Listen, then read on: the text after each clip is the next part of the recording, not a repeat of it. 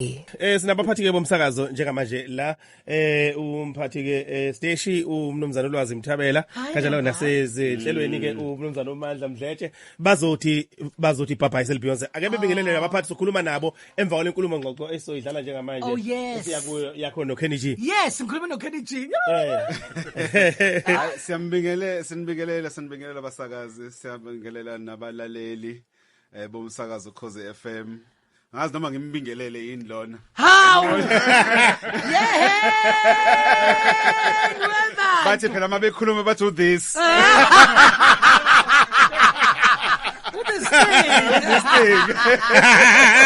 Hey, you man. Yabona nje. Angithi sinobuhlobo mina nawo. Yes. Ngabe zethu. Yami. Angibingelele nabekhaya, ngibingelele kuma Katazidudla nalo lonke ithimba labaqoqi beyindondo. Yes. Oh yes. Hayi cha kulungile asike sale sesizwa ke le interview yakhe yokugcina. Yes, ngikhuluma no Kenny G guys. I mean. Yeah, sesikhumbula ngayo ke Beyonce le interview ukhuluma ke bukhoma no Kenny G. Simaziyo ke sonke umdlali ke we smooth jazz kanye ke ne saxophone. I-saxophone konje ngesizulu uyini umtshingo noma angazi kodwa icilongo. Oh yeah, ngoba umtshingo okunye. Icilongo yeah. Namhlanje sihleli nengalabutho ekhona njengamanje na uyazi ukuthi makuyi-WNB Ukhozi FM sikulethela ama-interviews ahamba phambili kakhulu. Mangabe nje umculo we-jazz uthanda kakhulu umculo we-jazz uzoyithanda le interview cause usanda kumemezela i-tour phecelezi umjikelezo wakhe okhona ozoba khona njengamanje eza eSouth Africa. Ladies and gentlemen, ngikulethela uKenny G. Hello Kenny. How are you? Thanks for having me on your show. I'm fantastic, man. And welcome back to South Africa. Well, thank you very much. It's been too long and we're very excited to come back. Tell me about your last time that you were here, like some of the experiences that you took back home. What were they? Well, we had a great audience. I remember that. And unfortunately, we never are anywhere too long. So we didn't get to do very much except do our show. The show was fantastic. And we really loved how exciting the audience was. Oh, fantastic stuff, man. We cannot wait to welcome you back into our shores, into the motherland. What's the first thing that comes to mind when you think about performing here? Well, I just think that it's just been so long since we've been there. It's great to reconnect with the people. I mean, your music has a way of touching people's hearts. I mean, what do you think makes you sound so special and so timeless? I wish I could give you an answer, but I think it's one of those things that you can't answer. I'm just lucky that people like the melodies that I make and they seem to touch people's hearts like they do mine. Oh, fantastic stuff. Your music speaks for yourself as well in your catalog. I mean, you've sold over 75 million albums worldwide. An incredible achievement if you ask me. When you started out, did you ever imagine your music would reach so many people across the world? I never thought about it. I just thought about becoming a good saxophone player, and that's what keeps me going even today. Yes. And you've played in so many countries over the years. I mean, is there a particular moment or performance that stand out and unforgettable? Well, you know, we play in a lot of beautiful venues like Carnegie Hall or Royal Albert Hall. So those are really beautiful concert halls and they stick out a little bit, but also just the audiences and the different cultures that come together. When we play in South Africa, we get white people and black people and people from all sorts of different places coming together. So for us, that's very exciting.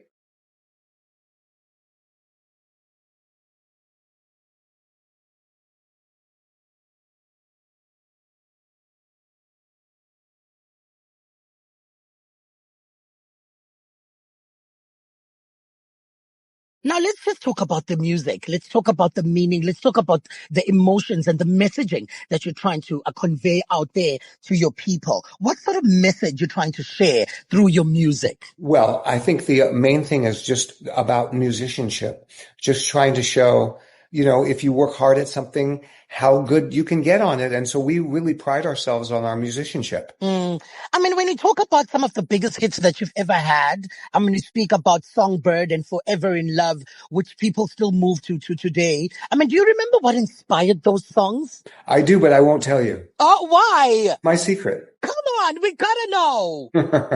You just enjoy it for whatever you think that it means, and then that'll be just fine. Oh, nice one. Look, I mean, South Africa alone also just has a strong jazz culture of its own.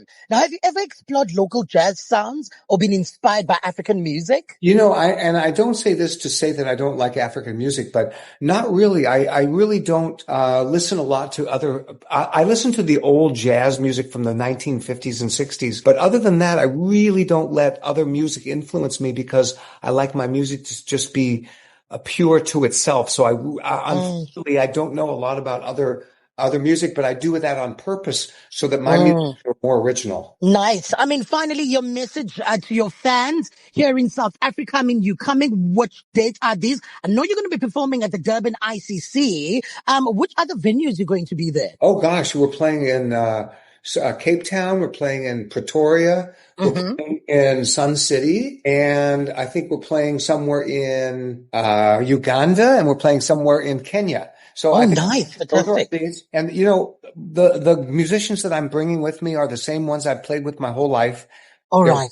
fantastic musicians. So if you want to just see like how great these musicians are, come and see. Even if you don't love the saxophone so much, come and see my guys. They're fantastic. Nice. You'll have a great time. Oh man, we cannot wait. I think we're going to start follow you on social media to find out about those dates as to exactly where you're going to be performing, since you're saying that you're going to be in Uganda as well as Kenya also. So where do we follow you on social media, Kenny G? Of course, yeah, just KennyG.com. Find me and hopefully you'll see things that will make you laugh and also melodies that will make you feel good too. Oh, fantastic stuff, man. It was such a pleasure catching up with you, Kenny G. And of course, I mean, you're always welcome here in South Africa. We cannot wait to have you. It's going to be absolutely amazing. Good luck. And yeah, see you soon. See you soon. Thank you. Bye, darling.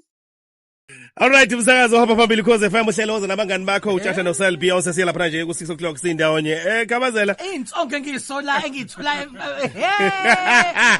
semlungile kind of nabaphathi bami for 1 hour 55 for 1 hour 5 minutes manje so after 6 yahlohlolo isikhathi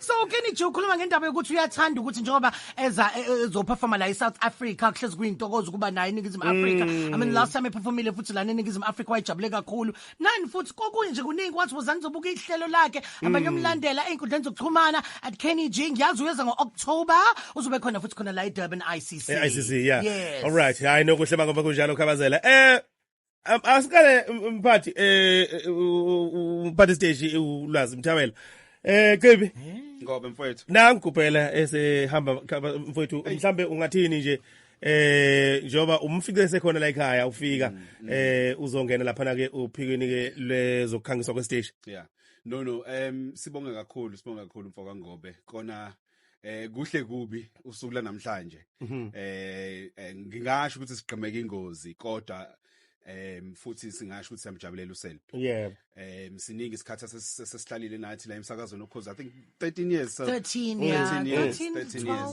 yeah teenager leyo lo muntu lowo usewena useyabona mawukhulisa ingane mayisifike ku 13 nje hayi usuyifundise yonke into ayikho enye mhlawumbe into enje ongayifundisa yona okusho ukuthi nala yakhona uyohleze yaziwa njengoSelbi woKhozi bazobona uKhozi liyapheka bazobona hayi uKhozi hayi no inkuzi bala so Selbi woKhozi lo siyakujabulela kakhulu kuphela amagalelo akho ngempela ayayikhulumela akukho okuningi engingakusho ngaphandle kokuthi ngiyakujabulela kodwa ngibhlungu futhi ngokuthi ngithe ngena nje hawu wangishaya ngempahla enkulu uSelbi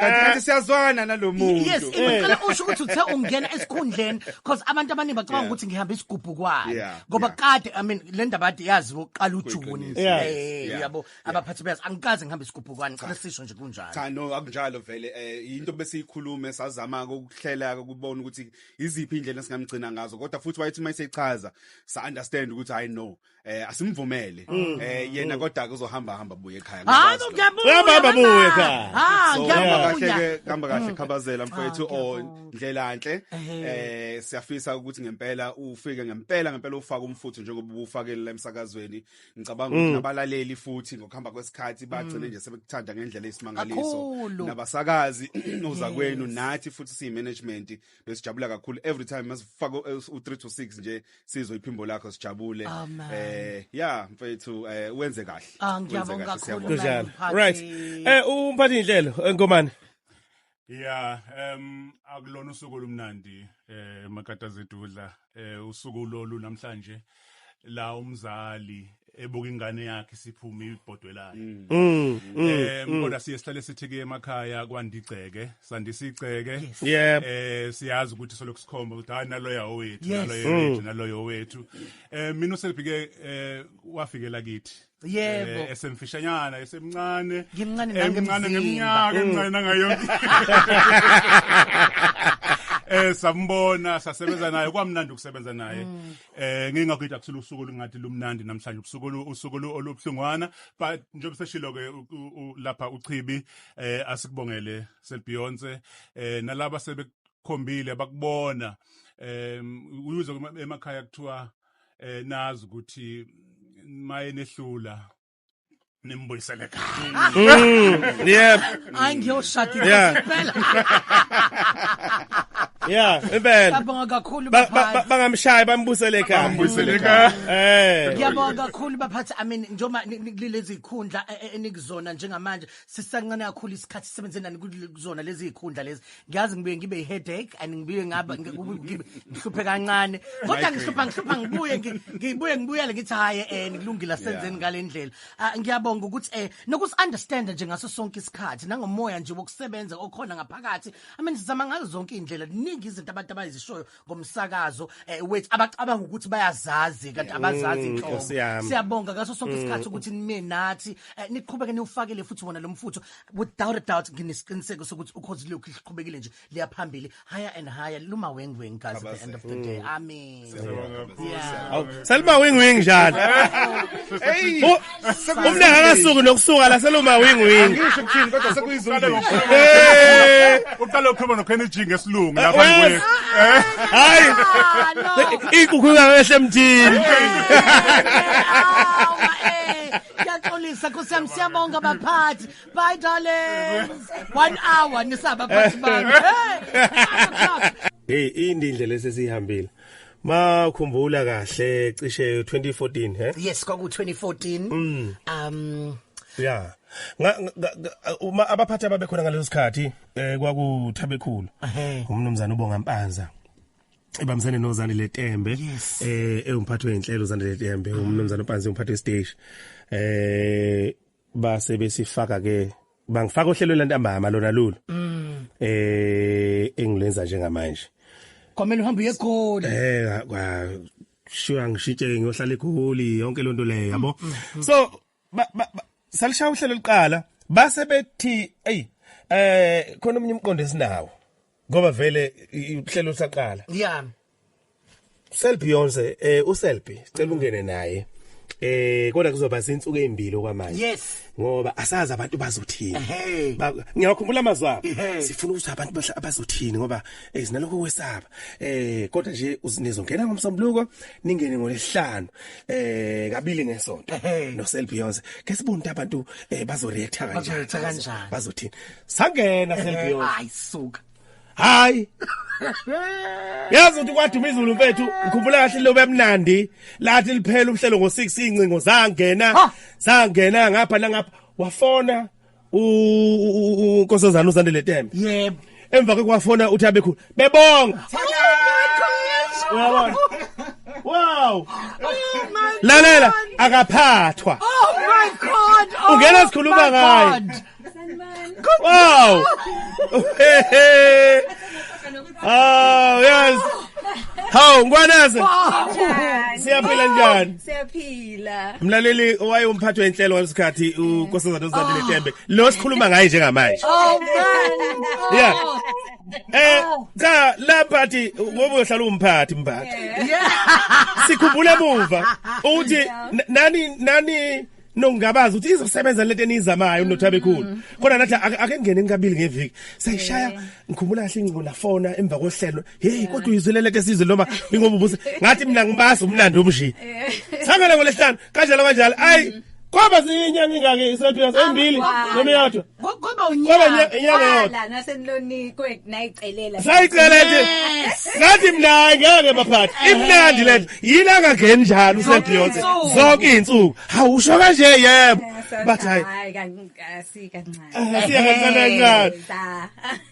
Hey, ngiyakhumbula ukuthi ngona kwaba isimo esinjalo. Kodwa abalaleli bayithanda ngoba nami ngifuna uqamba banganginova. Selbios ngaqala nganovalo lokuthi hawu. Kodwa abaphathi bangazothi angisebenze nomuntu okay. Ngathi ngiyayisho phela Selbios ngiyahlelwa yini kodwa Nkosi yami ngizoyithini lento. Uzoyithini ekhaka noNgomo. Yeheni. Lapho ngangena kulolu hlelo khumbula ngangisukela kumaskani. Yes. Kuqi. Ngena noSelbios. Ngiyakukhumbula ukuthi ubuso bakhe indlela obabuyiyona sikutshela lezo. Ngashaqekile ngona siyakhumbula. Kakhulu. So uyakhumbula Selbios. So kwaba mnandi abalali bayithanda into esasiyenza abaphathi bajabula bathi hayi ke ayilime zitsheni ngeke ngenza kwethu. Selbios. Yeah. Abanye abalaleli babe nakho ukuthi wawusho ndoda kodwa ungakuna nongoma kwenze usebenza kanjani mfethu namanga kwenze beshwelele igama ke ngithi kodwa into nakho kuyenzeka nje kumnandi futhi uyabo ngona So kwakumhla ka 4 March yeah 2012 ngo 8 ekseni ngithole i-email ku Tembe NC at SABC ethi hi Zandile, attached above is some of the work I have done and an example of how the gossip feature is going to sound like, with a lot of Zulu, of course, which will make it more dramatic, fun and lovely. I look forward to hearing from you. Imloyo. Ekade fonile by the way, eshilo ukuthi ufisa ukuzosakaza ukhosini. Ngangisafika nami because March 2012 kangade ngiqale towards the end of 2011. So wase yasho ukuthi ungafika e-station kodwa phela ngwana sengisho esikhundleni. Kade ngiwuproducer wase yangithinta kade ngihlangane naye ngingahlangana nawe kulonje. Sasikuyiphathi emnandi ngabe mhlanga. Kugcwele nje abantu you know. Wayikhalela.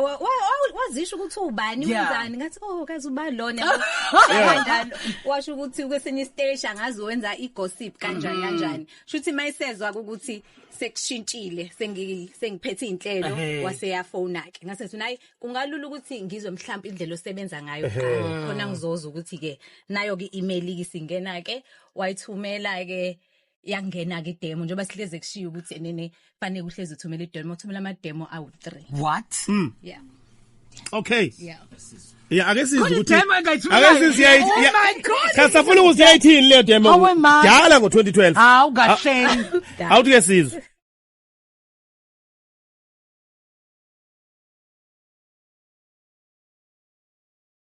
Welcome to it once again, my beautiful people. What's the buzz? The Saturday morning top 40 Selby Mkhize on your radio once again. Now we ask again, once you hear Leli Zuleli, you know everything else has to stop. Tell mama you're about to clean later, because Selby is about to break down the best news ever. Now it's been a hectic week. Matrix started writing their trial exams yesterday and Bakalenge maths. I feel so sorry for them. How many of them are going to pass? Good luck, guys. Good luck. Just, break a leg. Anyway, let's get into this week's entertainment news. Usimpiwe Dana has broken up with her husband. It is so sad. Was it a husband or boyfriend? No. Boyfriend, yes. It's so sad, right? So, I don't like his intake. I don't like hearing stories like this. Ukuthi abantu bayahlukana. Kanti lupho uthando. Masithandane sibe imbumba sonke sibe siqine man. Hayi suka. I'm sure people like Open Lebiana are super excited. Apparently, a couple here and a couple there, they're still going to continue to be friends. I know what happens when the two couples become a friend. Anyway, Miss South Africa Obokang is currently in Brazil for the 2011 Miss Universe pageant, which will be held on Monday the 12th of September. I'm super excited. Now I know who Miss South Africa is. There is no big about her, but I hope she brings the crown back home. Even if she doesn't. Anyway, Beyonce has been accused of faking her size of a baby bump at the Music Awards. Kuthiwa Beyonce was wearing a prosthetic baby bump to the awards ceremony. Kuthiwa phela into yabonakala backstage. Bawe backstage sinezinye izinto sibuye singaziboni. So yabonakala ibump eyifakile la eswini. So vele she is pregnant. Kuthiwa the reason why ayifakile yena le bump wayifuna khona ukuthi when she breaks the news, it becomes big and dramatic and everybody gets happy for her. Which really what? Even if wayifakile le bump, so what, as my golden people would say. What do you say, honey? Say something. She shuts up. Anyway, Nicki Minaj is nominated for the CD of the Year at the BET Hip Hop Awards 2011. I'm super excited that Nicki Minaj is here and Lil Kim is gone. Lovely. Rihanna is gonna fire Jay-Z as a manager because still Jay-Z is giving too much time to Beyonce, meaning because Jay-Z is unofficially managing Beyonce. I don't know what's wrong with this Rihanna girl. She's being underpaid.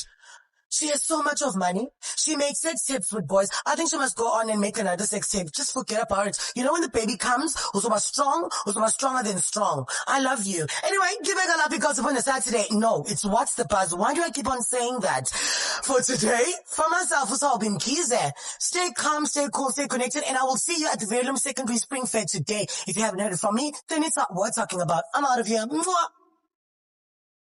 Alright, akekho umphathi wayengadabula la. Akekho noyedwa umphathi wayengadabula ezwele demo le. Umphathi osuka ziradio wayengadabule la. Njengoba kwenzeka ke naku ungwanase osiyami uzamlethe. Sayibuza kodwa uselibeyonce ukuthi makabe kunje guys, should I go or should I stay? No. Should I go or should I stay? Angisangashaya reverse ngithi. Okay, I mean. Cha siyaphetha manje nongwana sela uZandile Tembe obokade umphathi wenhlelo uqala ukusakaza la ekhaya. Ngwana yebo utshatha njani? Siyaphila ngani yakwethu usuke wathi halamzana nokuthi uselibeyonce umthule kanjani uyahamba namhlanje usethi cha akakathi ukuya kwenye indawo akayobona khona ukuhamba kanjani ungathi nje usuvalelisa namazwi okumkhuthaza ukuthi ayibambe nje iqine la khona Nkosi yami. Mhlambe angiqale nje ngokubonga kuChibi noNgomane ukuthi umuntu akwazi ukuzovalelisa aphinde angene emsakazweni kade agcina mhlambe nami tjatha ngiyaqala ngiyafisa ukubonga ngiyabonga ngoba ngiyacabanga ukuthi njengabaphathi balesi sikhathi umbone sasinawo wawungashabalala kuba uzange uzuwamkele ngakho ke ngibongela yena uSelbeyonce ngibongele nomlaleli wokhozi ukuthi ukwazi ukuthatha ivision esasinayo uyihambise naye akwazi ukwenza ayekufisa ngokuthi abe semsakazweni ngihleze ngisho ukuthi enye izinto umuntu ayenza ngalesi sikhathi kwakubeka umlaleli phambili ngaso sonke isikhathi okokuqala yebo kwakubalekile ukuthi uSelbeyonce akwazi ukusakaza so sasingazama ukwenza some sort of campaign ngoself kufanele lokho kuhleze kubalekile kumuntu osafuna ukusakaza azi ukuthi ulwazi netalent lokusakaza lohleze lihamba phambili kodwa futhi okwakubalekile kakhulu ngaleso sikhathi nina niyazi ke njengomsakazelo omphakathi ukuthi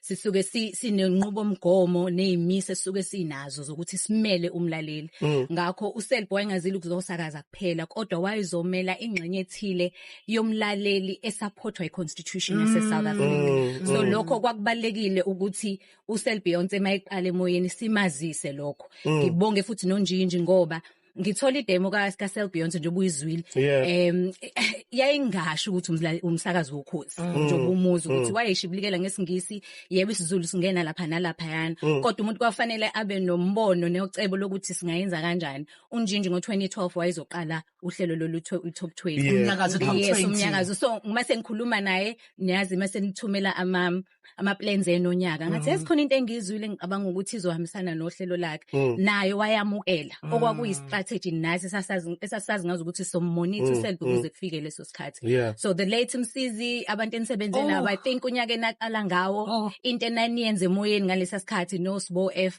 into engakazizwe emsakazweni ukhozi ke for that matter inhlelo enaninazo iSouth Africa yonke yayikhuluma ngendlela ehlukile. Ngiyacabanga ukuthi kumina mangiyibuka yayumthelela yokuvuleleka kweSouth Africa sawuvula lo mnyango ukuthi izinto enanikhuluma ngazo umuntu wayekeze kusindiswa abantu emoyeni kukhishwa izipoke emoyeni engenza nomsizi kodwa bebe ungenzani siyakhumbula lezo zinto so siyanibonga kakhulu ukuthi ukuhamba kaSelby kodwa kushiya umlando wenu nani ngeqhaza nelibambile emsakazweni kodwa nakwazi ukumela umlaleli ngeqiniso so Selby uhambe kahle siyathemba ukuthi uyakunderstanda lokho nala uyakhona njoba kushiwo kade kushiwo nje ukuthi uphethe iflag lokhozi uliphathe futhi kwazeke ukuthi umlaleli uyohleze hamba phambili asinawo ama celebrate kukhozi sinabantu abamela umlaleli nawe ufike ukwenze njalo ngiyabonga kakhulu siyabonga ngiyabonga Azandi ngiyabonga mphathi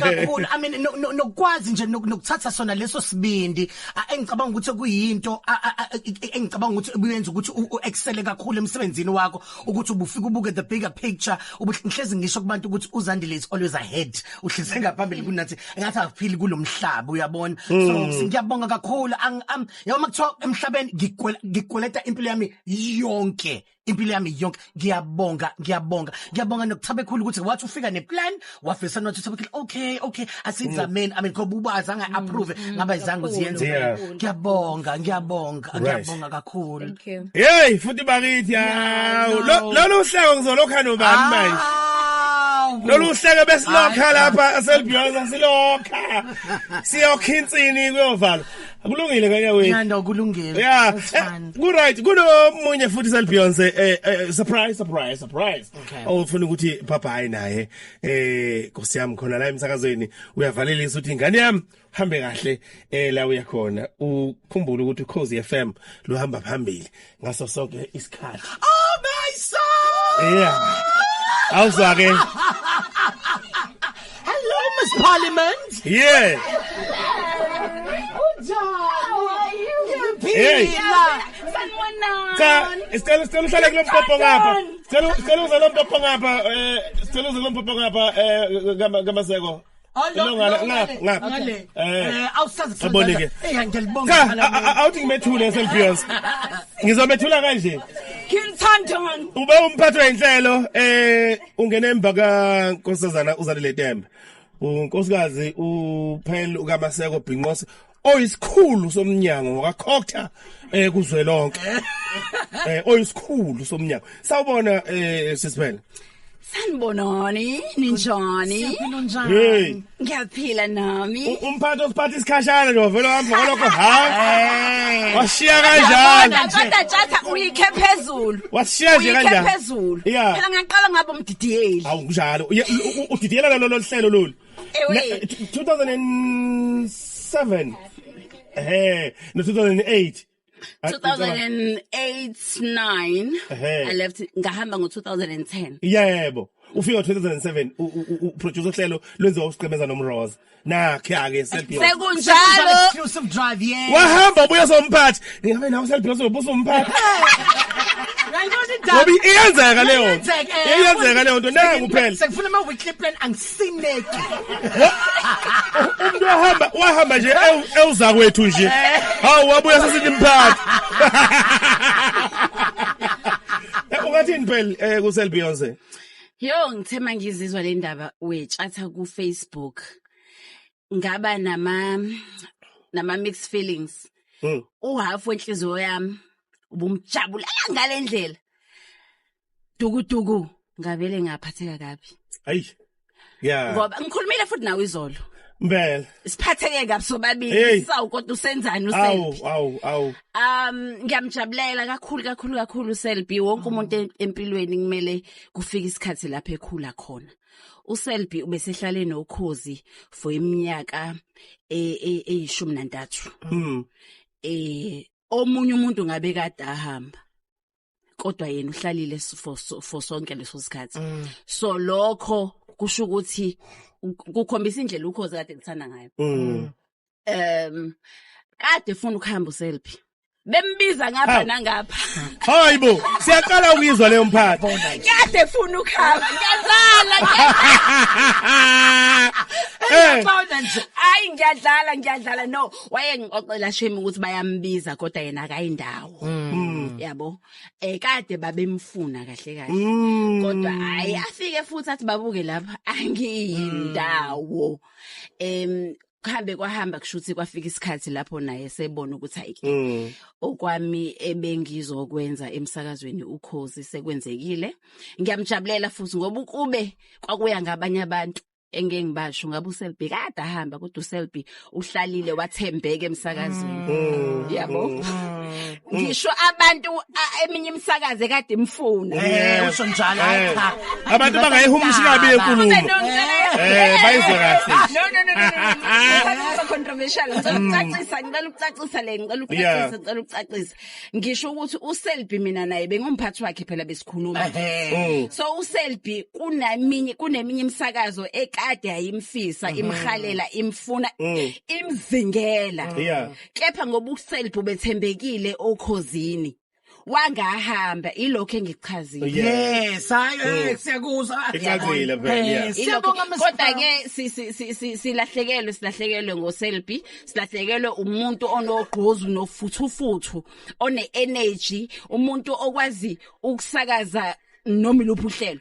Umuntu oyi vibe, yabo it's giving. uSelby yabo. Hey Majosh. Yeah. Ngiyabonga Miss Pearl. Akazi manje phela ukuthi sengizosikhuluma nobani isingisi mangekho emoyeni. Uyabona nje. Ngoba sikhulumela isingisi thina sinoSelby mangekho emoyeni. Yabona. Bese siyabuya sokhuluma isiZulu. Uyayibona into. Yeah, Selby ngeke kwethu sibongele ukhuluma ukugcina Ukhozini manje. Yes, ngikhuluma ukugcina. Uhambe. Mase ngiyahamba bathi nkosami nginama njana nje ama second. Futhi makhuluma kube ngale usipho kulungile Tifani Ocean. Lanik. Ngiyabonga kakhulu kumlaleli woKhozi FM ngokungamukela njengoba bathi sishilo umphathi uZandile ukuthi sasingazi nathi ukuthi abalaleli bazosiphatha kanjani, bazokwamukela kanjani lolu shintsho. Yebo, basamukela kakhulu and into umlaleli woKhozi FM ayenzile wavesane wabuka umsebenzi kuqala lo muntu omuhle awenzayo kunokuthi abheke ukuthi yena uphila impiloni, udla hloboni lefruit, uphuza hloboni wamanzi, udla kudla ukudluphi. Uyabona? Ngiyambonga umlaleli woKhozi FM konke indawo la siya khona. Uphutshatha siphathele utshana, sibupha utshana njalo uKhozi. Nginalama awards enginawo nje nginqa yokuthini yoKhozi FM nomlaleli ngaso sonke isikhathi. Ngikubonge nawe Tshata ukuthi ngakufica emsakazweni usihlele usukhona isikhathi eside umqhatshu umvenza umsebenzi oncomeka kakhulu ngoba wathi ungena la ngo2003 kwaduma izulu angithi lisaduma kuze kube imanje kodwa lokho angikaze wangenza ngafila ngazizwa ngumuntu omncane khona ehlelweni uyangishiya ungiyekele ngenze into yami wakwazi ukuthi ngafitha engani khaxa angazi noma intenhle noma intembi yini lena ukuthi angikaze ngisho ngelilodwa ilanga saxabana mina nawo sangabona angahlambe besikamba manga mhlawumbe sikhohlisa mhlawumbe ngakutshela amaqiniso angazi akazi kodwa nangelilodwa ilanga saqabana angifuna ukuqamba manga kwasabe sathi ukuhlukana kancane for iminyakana ngakukhumbula and then sabuyelana and then nakho manje silana I mean abaphathi bethu abakhona abaphathi bethu abasegoli ozakethu abakhona kubo bonke ozakethu ngiyabonga kakhulu bonke kusola ku Lady D umroza uSgemeza Kingsfiso Zimdola Zeal Pindi P nonke ngiyabonga ngendlela eyisimangaliso drama nomfundo wonke umuntu godoli ngayinga act ngayinga act 1 minute after 6 bazosicolela bandle emakhaya ngiyabonga kakhulu kukho konke The Real Selby Mkhize ku Facebook @this is Selby ku Instagram @this is Selby ku Twitter for okugcina ngci emsazweni uKhozi FM bye bye darlings Khabazela